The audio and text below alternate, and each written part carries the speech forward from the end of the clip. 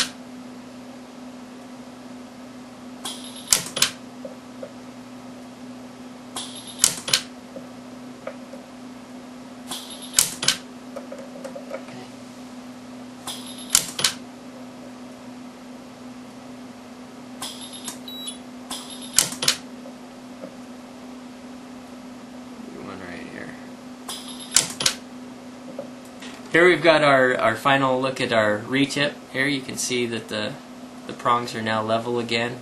It's done a great job. Stone is still intact. This is actually a CZ, so very susceptible to breakage or heat. Looks like it survived just fine.